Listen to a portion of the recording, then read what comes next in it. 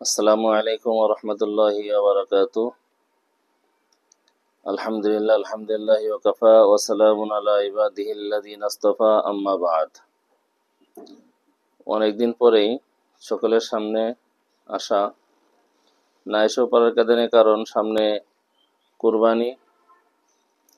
কুরবানির মতো একটা দিনকে সামনে রেখে অবশ্যই কিছু কথা সকলকে বলা দরকার বলে মনে করছি, তাই সামনে আসা। আল্লাহ তাবারক ওয়া তাআলা আমাদেরকে গত জিলহজ থেকে আবার আমাদের সামনে প্রায় জিলহজ নিয়ে আসলেন।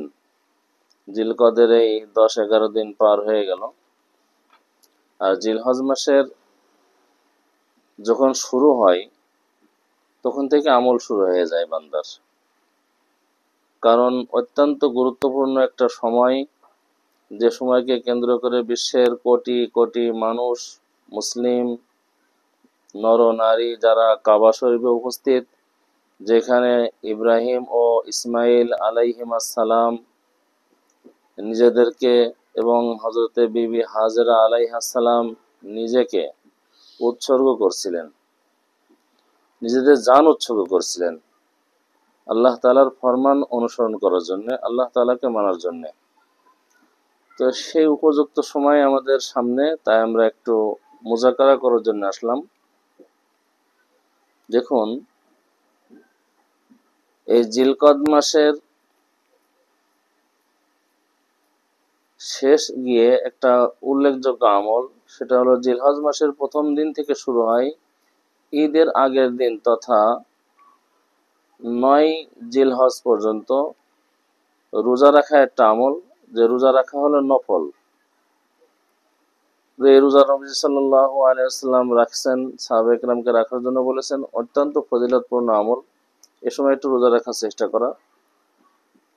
এখানে আরেকটা সহজ আমল রয়েছে, সেটা হলো নবী সাল্লাল্লাহু আলাইহি ওয়াসাল্লাম বলছেন, তোমরা যদি আর্থিকভাবে সচ্ছল না হও, কুরবানি করতে না পারো, তাহলে একটা আমল করো, যে আমলের দ্বারাই আল্লাহ তাবারক ওয়া তাআলা তোমার আমল নামায় একটা কুরবানি, কবুল কুরবানি সব দিবেন। সেটা হলো জিলহজের চাঁদ ওঠার আগে নখ কাটা, চুল কাটা, সমস্ত অবাঞ্ছিত পশম ফেলে দেওয়া বা কেটে ফেলা, এই কাজ সম্পন্ন করে নেওয়া। ঈদের দিন ঈদের নামাজের পরে অথবা কুরবানি থাকলে তারপরে যদি এই আমলটা কেউ করে, অর্থাৎ অবাঞ্ছিত পশম কেটে ফেলা, নখ কেটে ফেলা, এগুলা করে, তো হাদিসের মধ্যে আসছে একটা কুরবানির সওয়াব তার আমলনামায় দিয়ে দেওয়া হয়। তাহলে যদি আমার অর্থ না থাকে, সম্পদ না থাকে, তাও কিন্তু একটা সম্পদ আমার রয়েছে, যেটা আমি ব্যয় করে কুরবানির সওয়াব হাসিল করতে পারি। আল্লাহ তাআলা সহজ একটা আমল আমাদের মাঝে দিচ্ছেন। তো আমরা এই আমলটা অন্তত করার চেষ্টা করব।